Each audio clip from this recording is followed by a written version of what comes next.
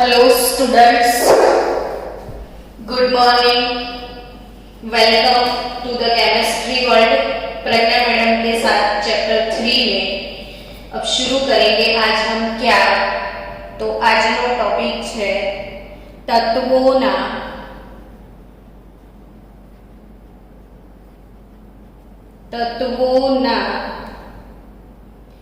गुणधर्मों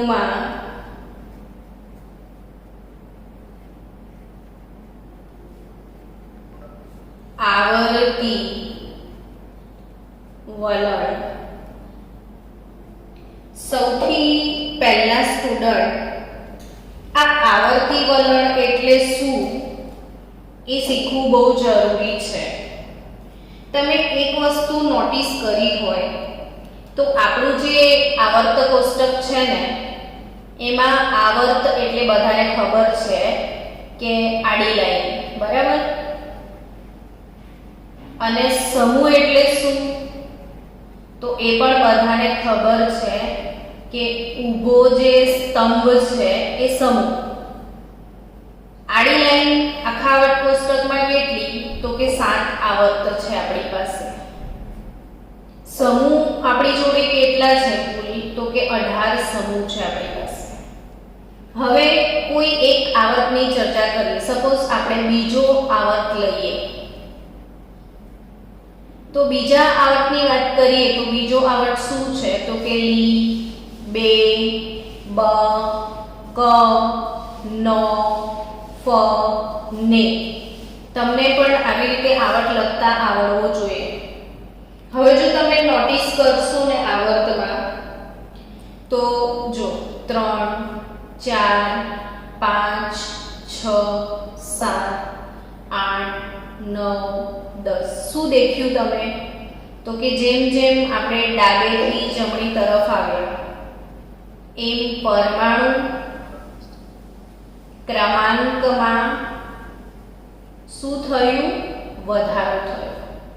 એટલે જેમ જેમ પરમાણુ ક્રમાંક બદલાય ને તેમ તેમ ગુણધર્મો શું ગુણધર્મો। પ્રશ્ન થાય કેવા ગુણધર્મો મેડમ તો કેવા ગુણધર્મો હોય તો કે ગલન બિંદુ, ઉત્કલન બિંદુ, પરમાણુની ત્રિજ્યા, આયનીકરણ એન્થાલ્પી, આવા અઢળક ગુણધર્મો। જેમ જેમ તમે આ ડાબેથી જમણી તરફ આવો તેમ તેમ પરમાણુ ક્રમાંક બદલાય તેમ તેમ તેના ગુણધર્મો પણ બદલાય। એટલે પરમાણુ ભાર અથવા પરમાણુ ક્રમાંક બદલાય તેની સાથે સાથે સતત ગુણધર્મો બદલાય એને કહેવાય આવર્તી વલણ। પરમાણુ ક્રમાંક બદલાવાથી ગુણધર્મો સતત બદલાય તેને શું કહેવાય આવર્તી વલણ કહેવાય। તો આપણે એવા જ ગુણધર્મો તરફ આગળ વધવાનું છે ને આજે આપણે શરૂ કરવા જઈ રહ્યા છીએ સરસ મજાનો ટોપિક પરમાણુની ત્રિજ્યા। આ સેમ ટોપિક મેં તમને ઇંગ્લિશ મીડિયમનો એક લેક્ચર મોકલ્યો હતો કે તમે એકવાર જોઈ લેજો। તમે બધાએ જોયો પણ હશે, પણ હવે આ સેમ ટોપિકને આપણે ગુજરાતીમાં કવર કરવા જઈએ છીએ। કોઈ પૂછે ને કે પરમાણુની ત્રિજ્યા એટલે શું તો તમે શું જવાબ આપશો બાળકો તો કે પરમાણુની ત્રિજ્યા।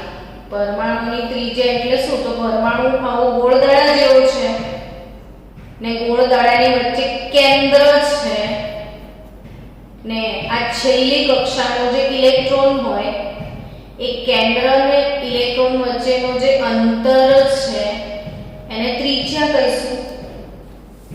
તમને બધાને એ પણ ખબર છે કે ત્રિજ્યાને આપણે ઇંગ્લિશમાં રેડિયસ કહીએ છીએ।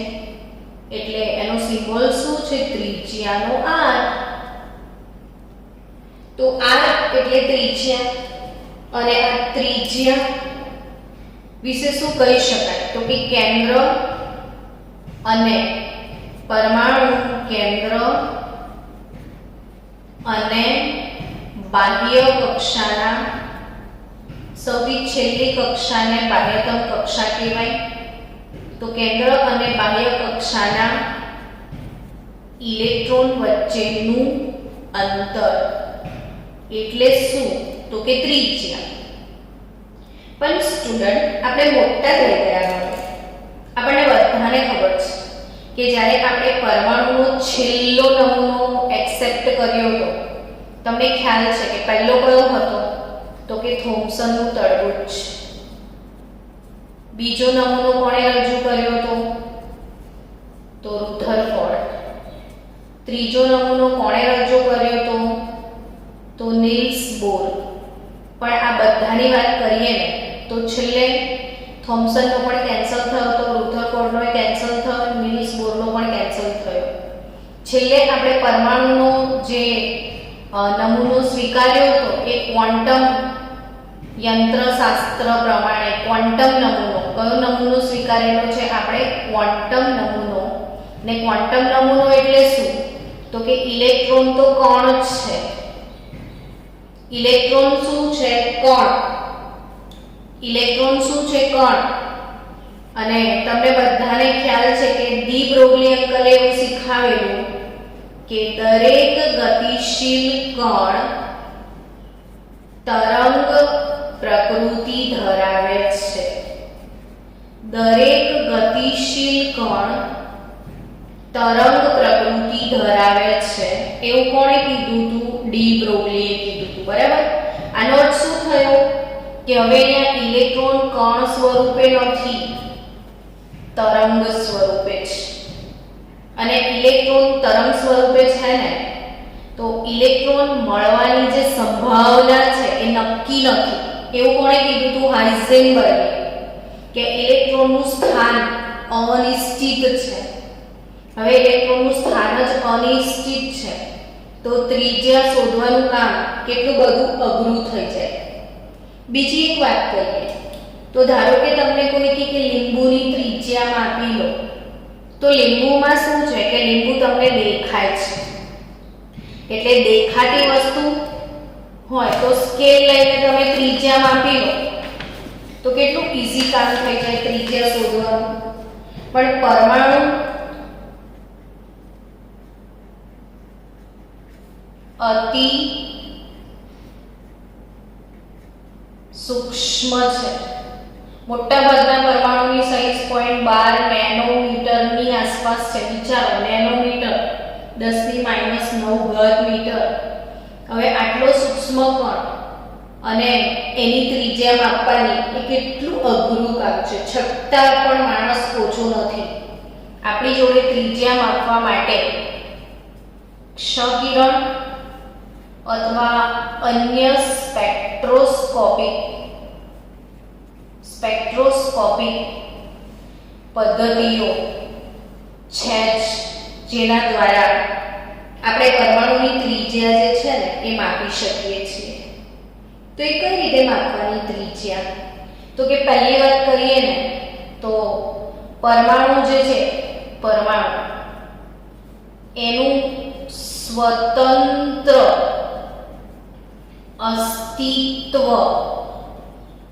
હોતું જ નથી. અર્થાત એકલો હાઇડ્રોજનનો પરમાણુ કોઈ દિવસ ના હોય.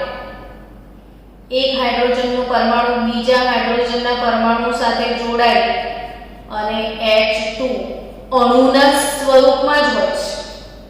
ટૂંકમાં આ પરમાણુ જે છે સ્વતંત્ર નથી હોતો, એ કોઈના ને કોઈના સાથે બંધાયેલો છે. કોઈના ને કોઈના સાથે કેવો છે? બંધાયેલો છે. તો પછી ત્રિજ્યા કઈ રીતે શોધવાની? તો કે કેવી રીતે બંધાયેલો છે એના પર આધારિત. ત્રિજ્યા કેવી રીતે શોધવાની? તો કે પરમાણુ કેવી રીતે બંધાયેલો છે તેના પર આધારિત છે. એટલે આપણે શરૂ કરીએ છીએ સૌપ્રથમ આજે સંયોજક ત્રિજ્યાથી. આપણી જોડે કેવા કેવી ત્રિજ્યાઓ છે એ ભણવું જોઈએ. આ આખો ટોપિક નીટ અને JEE ના વિદ્યાર્થીઓને સમર્પિત છે. પૂરેપૂરું નીટ લેવલે લઈ જાઉં છું તમને. ટેક્સ્ટબુકમાં મારી ઘણી બધી વાતો તમને મળશે જ નહીં. એટલે નીટ JEE ના તમામ વિદ્યાર્થીઓ બહુ ધ્યાનથી ફોકસ કરજો. સહસંયોજક ત્રિજ્યા એટલે શું? તો કે સહસંયોજક બંધ સમજવો પડે. 9મા ધોરણમાં તમે શીખીને આવ્યા છો કે આ સહસંયોજક બંધ શું? તો કે જ્યારે બે પરમાણુ વચ્ચે ઇલેક્ટ્રોનની ભાગીદારીથી બંધ બને. શું લખ્યું મેં? જ્યારે બે પરમાણુ વચ્ચે ઇલેક્ટ્રોનની ભાગીદારીથી બંધ બને. ફોર એક્ઝામ્પલ, કોઈ ક્લોરીન પરમાણુ છે. તમને ખ્યાલ જ છે કે ક્લોરીન કયા સમૂહનો સભ્ય? વિચારી અને ફાસ્ટ મને જવાબ આપો. ક્લોરીન કયા સમૂહમાં આવે બાળકો? જલ્દી. કયા? 17મા સમૂહમાં. Chlorine, fluorine, chlorine, bromine, iodine, astatine ને ટેનેસીન આ 17મા સમૂહના સભ્યો છે. તો અહીંયા 17મા સમૂહનો સભ્ય છે ફ્લોરીન, ક્લોરીન, બ્રોમીન, આયોડીન, એસ્ટેટીન, ટેનેસીન. તો જે 17મા સમૂહનો સભ્ય હોય ને એની સામાન્ય ઇલેક્ટ્રોન રચના ns2np5 ની હતી. યાને કે 17મા સમૂહના સભ્યમાં છેલ્લી કક્ષામાં 5+2 7 ઇલેક્ટ્રોન હોય. એટલે ક્લોરીનની છેલ્લી કક્ષામાં 7 ઇલેક્ટ્રોન છે. તો આ મેં ક્લોરીનની આજુબાજુ એના 7 ઇલેક્ટ્રોન દોર્યા છે. જુઓ, એવી રીતે બીજો ક્લોરીન પરમાણુ, એની જોડે પણ 7 ઇલેક્ટ્રોન છે. હવે તમને બધાને ખબર છે કે ભાઈ દરેક પરમાણુને પોતાની જે છેલ્લી કક્ષા છે એમાં અષ્ટક પૂર્ણ કરવાની ઈચ્છા હોય છે. અર્થાત છેલ્લી કક્ષામાં 8 ઇલેક્ટ્રોન હોય તો સારું, એવી ઈચ્છા હોય બધાને. કેમ કે 8 ઇલેક્ટ્રોન કોનામાં હોય? તો કે નિષ્ક્રિય વાયુઓમાં હોય. નિષ્ક્રિય વાયુ એટલે કયો સમૂહ? 18મો સમૂહ. એટલે આખા આવર્ત કોષ્ટકના બધા જ તત્વોને કોના જેવું બનવાની ઈચ્છા છે? 18મા સમૂહના તત્વો જેવું બનવાની ઈચ્છા છે. બધાને કોના જેવું બનવાની ઈચ્છા છે બાળકો? 18મા સમૂહના તત્વો જેવું. એટલે આને 7 છે તો 8 કરવાની ઈચ્છા છે, આને બી 8 કરવાની ઈચ્છા. તો એ લોકો શું કરશે ખબર છે? ભાગીદારી કરી દેશે. એક એક ઇલેક્ટ્રોનની શું કરે? ભાગીદારી કરે. જો, એટલે હવે આને 8 થઈ ગયા, આને બી 8 થઈ ગયા. અને આ જે ભાગીદારી કરી, આ 2 ઇલેક્ટ્રોન છે. તમને ખબર છે કે આપણે ચપ્પલ લાવીએ તો એક જોડ ચપ્પલ હોય તો એમાં ચપ્પલ તો નંગ 2 હોય ને, તો આ એક જોડ કહેવાય. એક આખી જોડ કહેવાય. જોડ એટલે યુગ્મ. અને આ બંધ બનાવવામાં ભાગ લીધો. Cl અને Cl વચ્ચે સહસંયોજક બંધ બનાવ્યો. તો જે ઇલેક્ટ્રોન બંધ બનાવવામાં ભાગ લે છે ને બાળકો, એને બંધનકારક ઇલેક્ટ્રોન યુગ્મ કહેવાય. શું કહેવાય એને? બંધનકારક ઇલેક્ટ્રોન યુગ્મ. અને એ સિવાયના જે આ લોકો છે એમણે બંધ બનાવવામાં ભાગ નથી લીધો એટલે એમને કહેવાય અબંધકારક ઇલેક્ટ્રોન યુગ્મ. આ બંધનકારક ઇલેક્ટ્રોન યુગ્મ છે, આ અબંધકારક ઇલેક્ટ્રોન યુગ્મ છે. હવે તમારે એ સમજવાનું છે કે આ બે સહસંયોજક, આપણે સહસંયોજક ત્રિજ્યાની વાત કરી રહ્યા છીએ. તો આ સહસંયોજક બંધ બન્યો છે અને સહસંયોજક બંધ એટલે બે પરમાણુ વચ્ચે ઇલેક્ટ્રોનની ભાગીદારીથી બંધ બને તે બંધ. હવે આવો સહસંયોજક બંધ બને ત્યારે શું કરવાનું હોય છે કે આ બે પરમાણુ વચ્ચે નું જે અંતર છે આ બે પરમાણુ વચ્ચેનું શું માપી લેવાનું? કુલ અંતર, અને એ છે 198 પિકોમીટર. બે પરમાણુ વચ્ચેનું અંતર કેટલું છે? 198 પિકોમીટર. એટલે આ ડિસ્ટન્સ બિટવીન, આને પરમાણુ A ને પરમાણુ B કહો તો ડિસ્ટન્સ AB એવું કહેવાય. A ને B વચ્ચેનું અંતર 198 પિકોમીટર છે. એટલે ક્લોરીન જે છે એની સહસંયોજક ત્રિજ્યા કેટલી થાય? તો કે આ બે પરમાણુ વચ્ચેનું કુલ અંતર માપી અને એને અડધું કરી દેવાનું. 198 ભાગ્યા 2 એટલે આ બંનેની ત્રિજ્યા આવશે 99 પિકોમીટર. તો યાદ રહ્યું કે સહસંયોજક ત્રિજ્યા એટલે શું? કે ભાઈ સહસંયોજક બંધથી જોડાયેલા આ બે પરમાણુઓ હોય, એ બે પરમાણુ વચ્ચેનું કુલ અંતર માપી લેવાનું અને એ કુલ અંતરને 2 વડે ભાગી દેવાનું. તો એને સહસંયોજક ત્રિજ્યા કહેવાય. તો આઈ થિંક સહસંયોજક ત્રિજ્યા એ તમે સમજી ગયા છો. હવે બીજા કયા પ્રકારની ત્રિજ્યા આવે? તો કે બીજો પ્રકાર છે ધાત્વિય ત્રિજ્યા. હવે આ ધાત્વિય ત્રિજ્યા શું હોય? તો કે આખા આવર્ત કોષ્ટકમાં તમે જોશો ને તો મોટા ભાગની આપણી પાસે ધાતુ પરમાણુઓ છે. મોટા ભાગની ધાતુઓ છે. ઉદાહરણ આપવાનું કોઈ કહે તો બોલશો copper, Fe, aluminium, sodium, potassium, gold, silver. આ બધી શું છે? ધાતુઓ છે. ધાતુઓની અંદર કેવા પ્રકારનો બંધ હાજર હોય? તો ધાત્વિય બંધ હાજર હોય. ધાતુમાં કેવા પ્રકારનો બંધ હોય બાળકો? ધાત્વિય બંધ. હવે આ ધાત્વિય બંધની થોડી સમજણ આપી દઉં. આપણે સોડિયમ ધાતુનું ઉદાહરણ લઈએ.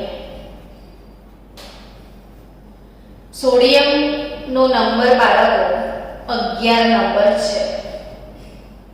એની ઇલેક્ટ્રોન રચના લખીએ તો 2 8 1. એનો અર્થ એવો થાય કે એનું જે ન્યુક્લિયસ છે ને એની પર પહેલી કક્ષામાં, પછી બીજી કક્ષામાં ને ત્રીજી કક્ષામાં ઇલેક્ટ્રોન છે. હવે પહેલી કક્ષામાં કેટલા છે? તો 2 જ ઇલેક્ટ્રોન છે. બીજી કક્ષામાં 8 છે ને, 3 4 5 6 7 અને 8 ઇલેક્ટ્રોન છે. અને છેલ્લી કક્ષામાં 1 જ ઇલેક્ટ્રોન છે. હવે સોડિયમને કેવી ફીલિંગ આવશે કે કાશ મારી પાસે છેલ્લી કક્ષાનો ઇલેક્ટ્રોન ના હોત તો કેટલું સારું હોત. કેમ સારું હોત? તો કે જો અષ્ટક પૂર્ણ થઈ જાય, 2 8 એટલે નિયોન બની જાય. ને તમને ખબર છે કે નિયોન શું છે? નિષ્ક્રિય વાયુ. અહીંયા વધારાની એક વાત યાદ રાખજો બાળકો કે આપણા જે 18મા સમૂહના તત્વો છે ને એ 18મા સમૂહના તત્વોને આપણે નિષ્ક્રિય તત્વો એવું કહીએ છીએ. બરાબર? એ કેમ કહીએ છીએ ખ્યાલ છે? તો કે તેમની છેલ્લી કક્ષા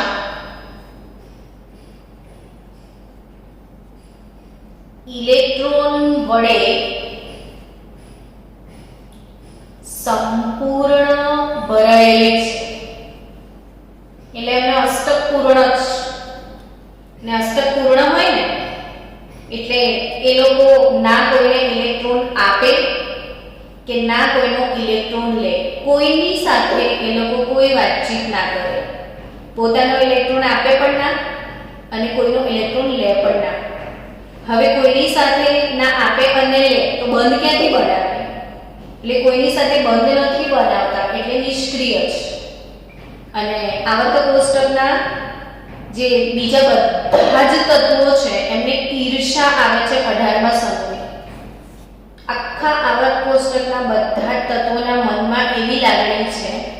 કાશ અમે પણ 18મા સમૂહમાં હોતા તો કેટલું સારું. એટલે સોડિયમને બહુ જ મનમાં જલન છે. કાશ મારો એક ઇલેક્ટ્રોન કોઈ લઈ જાય તો મારું ઘર સુખી થઈ જાય. એટલે સોડિયમ એક ઇલેક્ટ્રોનને ગુમાવવા માટે બહુ તત્પર હોય છે. એટલે આને કેવું છે, આ ઇલેક્ટ્રોન ગમતો નથી. એટલે એ એવું કહે છે કે તું નીકળ અહીંયાથી. અને આ નીકળે ના ને તો આ લોકો બધા એક થઈ જાય, અંદરવાળા બધા. અને છેલ્લી કક્ષાનો એ લોકો છોડી દે, ઇલેક્ટ્રોન કાઢી મૂકે. એટલે હવે જે અંદરવાળો ભાગ છે ને એ ધન વીજભારિત કર્નલ કહેવાય. ને એણે છોડી દીધો છે છેલ્લો ઇલેક્ટ્રોન, એ આયન. એને કહેવાય વિસ્થાનીકૃત ઇલેક્ટ્રોન. આ કર્નલ એટલે શું? તો કે છેલ્લી કક્ષા સિવાયનો ન્યુક્લિયસ સહિતનો વિસ્તાર. ખાલી છેલ્લી કક્ષા એટલે ઇન્ક્લુડ નહીં કરવાની, એ સિવાયનો જે વિસ્તાર છે એને કર્નલ કહેવાય. અને આ કર્નલ આમ જેટલા બી સોડિયમ પરમાણુઓ હોય ને એ બધા કર્નલ બનાવી દે.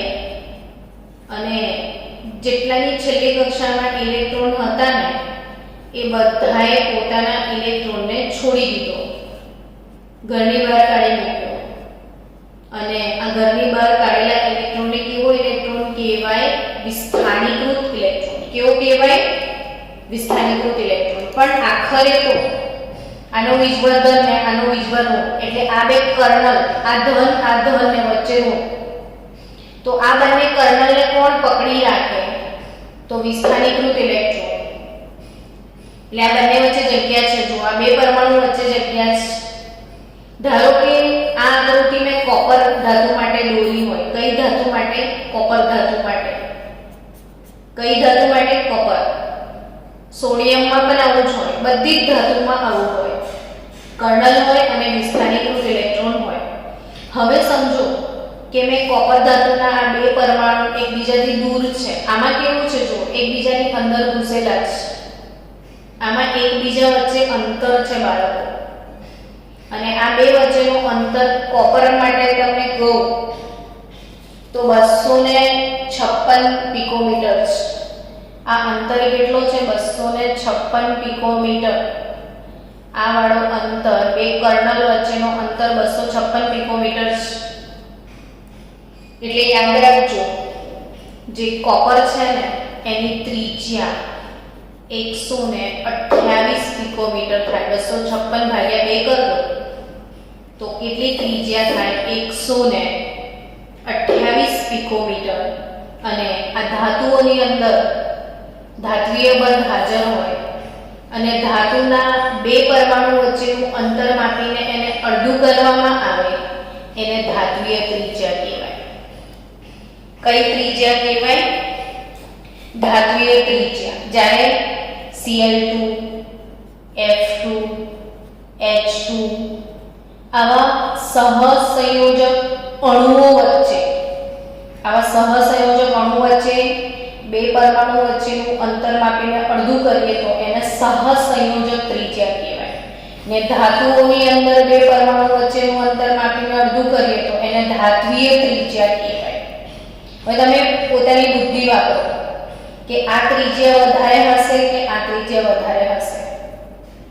જવાબ આપો. ચલો, બેમાંથી કઈ ત્રિજ્યા વધારે હશે? તો આ ત્રિજ્યા, કારણ કે જો ખાસું બધું અંતર છે અને આ બંને એકબીજામાં ઘૂસેલા છે, એટલે એવું કહી શકાય કે ધાત્વિય ત્રિજ્યાનું મૂલ્ય એ સહસંયોજક ત્રિજ્યા કરતાં વધારે હશે. ધાત્વિય ત્રિજ્યામાં ધાતુના બે પરમાણુ વચ્ચે ખાસું અંતર હોય છે.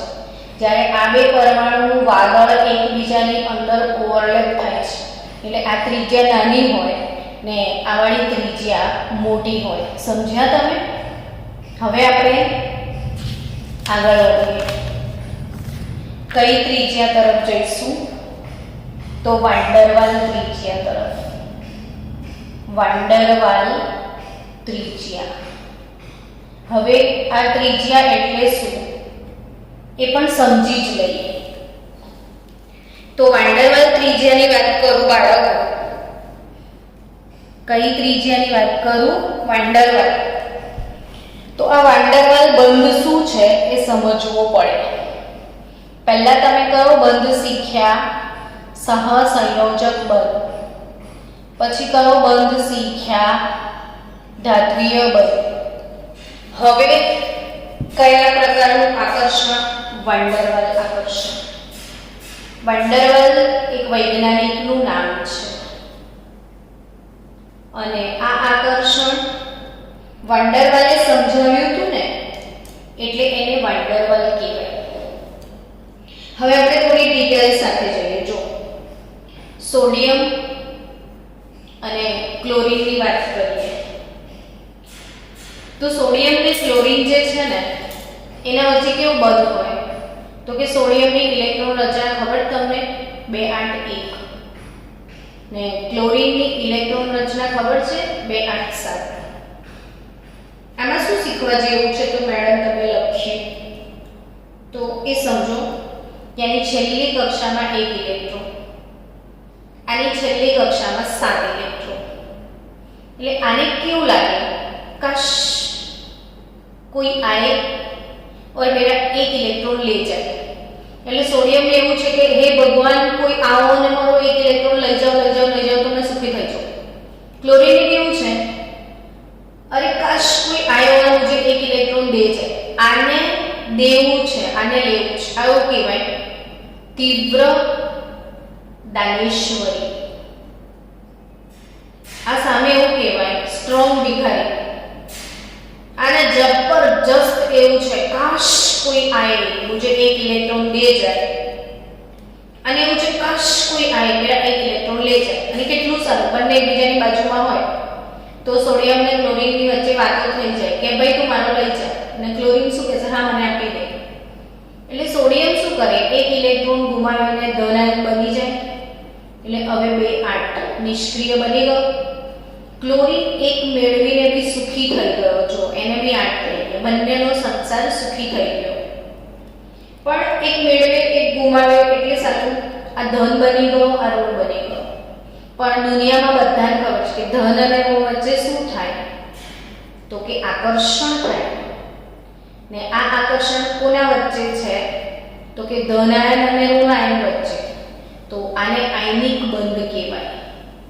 એટલે આયનો વચ્ચે ધનાયન અને ઋણાયન વચ્ચે વિરુદ્ધ વીજભારિત આયનો વચ્ચે જે આકર્ષણ નિપજે છે એને આયનિક બંધ કહેવાય. ટૂંકમાં બંને વચ્ચે આકર્ષણ છે, આ બંને વચ્ચે પ્રેમ છે. એ પ્રેમ થવાનું કારણ આયનિક બંધ વડે સમજાવી શકાય છે. પણ જો એવું ના હોય ને બે ભિખારી ભેગા થયા હોય, ક્લોરીન ક્લોરીન, એક દાનેશ્વરી છે એક ભિખારી છે. જો કન્ડિશન એવી હોત કે બંને ભિખારી ભેગા થયા હોત તો શું થાય? આ બંનેને લેવું જ છે, કોઈને દેવું જ નથી. તો કે તો બી મેળ પડી જતો. એ લોકો એક એક ઇલેક્ટ્રોનની ભાગીદારી કરી શકતા હતા. અચ્છા, તો બંધ તો બની જ ગયો ને. તો આવાળા બંધને આપણે શું કહીએ? સહસંયોજક બંધ. ટૂંકમાં મારો કહેવાનો અર્થ એવો છે કે આ બંને વચ્ચે આકર્ષણ છે તો આયનિક બંધ વડે સમજાવી શકાય. આ બંને વચ્ચે આકર્ષણ છે તો સહસંયોજક બંધ વડે સમજાવી શકાય. પણ કોઈ કારણ વગર આકર્ષણ હોય, આવા કોઈ કારણો પણ ના હોય, છતાં બી આકર્ષણ હોય તો જે આકર્ષણ કોઈ બંધ વડે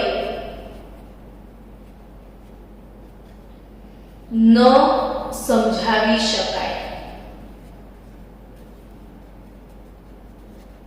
એ આકર્ષણ બળને વાંડરવાલ આકર્ષણ કહેવાય. હવે ક્લોરીન ક્લોરીન વચ્ચે જો સમજો કે ક્લોરીન અને ક્લોરીન વચ્ચે ઇલેક્ટ્રોનની ભાગીદારી થઈ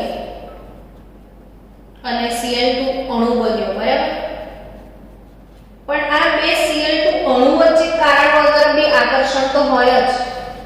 ક્લોરીનનો બીજો અણુ છે જુઓ, આ ક્લોરીનનો અણુ નંબર 1, આ ક્લોરીનનો અણુ નંબર 2 ને આ અણુ વચ્ચે આંતર આણ્વીય બે અણુ વચ્ચે હોય એને શું કહેવાય? આંતર આણ્વીય આકર્ષણ બળ પ્રેઝન્ટ હોય, જેને વાન ડર વાલ આકર્ષણ બળ કહેવાય. હવે આ બે અણુ વચ્ચે જે અંતર છે, આ બંને વચ્ચેનો જે અંતર છે એ 360 પિકોમીટર છે. એટલે તમે ક્લોરીનની ત્રિજ્યા અહીંયા માપો છો RCl2, પણ વાન ડર વાલ ત્રિજ્યા માપી રહ્યા છો. પહેલા સહસંયોજક ત્રિજ્યા હતી 99 પિકોમીટર, આ વાન ડર વાલ ત્રિજ્યા 180 પિકોમીટર થાય. બે અણુ વચ્ચેનું અંતર. આપણે હિલિયમની વાત કરીએ તો હિલિયમ નિષ્ક્રિય વાયુ છે. હવે કોઈની સાથે બંધ બનાવવાનો જ નથી, તો હિલિયમનો એક પરમાણુ હિલિયમના બીજા પરમાણુને આકર્ષે, પણ કોઈ કારણ વગર. કોઈ આયનિક બંધ પણ નથી, કોઈ સહસંયોજક બંધ બી નથી, કોઈ ઇલેક્ટ્રોન આપતું બી નથી, લેતું બી, તોય આકર્ષણ છે. એટલે બે હિલિયમના પરમાણુ વચ્ચે જે આકર્ષણ બળ હોય એને વાન ડર વાલ આકર્ષણ બળ કહેવાય. અને આ આકર્ષણ બળ આ અંતરનું અડધું, એટલે વાન ડર વાલ ત્રિજ્યા. ને અહીંયા હવે તમને સમજાશે કે આ તો ઘણું બધું ડિસ્ટન્સ છે. જો ક્લોરીનની સહસંયોજક ત્રિજ્યા 99 પિકોમીટર હતી, બટ એ જ ક્લોરીનની વાન ડર વાલ ત્રિજ્યા 180 પિકોમીટર છે. એટલે વાન ડર વાલ ત્રિજ્યા હંમેશા વધારે હોય. તો આ ત્રણ વચ્ચેનો સંબંધ યાદ રાખજો. વાન ડર વાલ ગ્રેટર ધેન ધાત્વીય ગ્રેટર ધેન સહસંયોજક. સૌથી મોટી ત્રિજ્યા વાન ડર વાલ, પછી ધાત્વીય ત્રિજ્યા અને પછી આવે સહસંયોજક ત્રિજ્યા. તો આપણે અહીંયા ત્રિજ્યાઓ 3 પ્રકારની છે જે મેં તમને સમજાવી દીધી. તો આ વિડિયોનો અહીંયા એન્ડ કરીએ છીએ.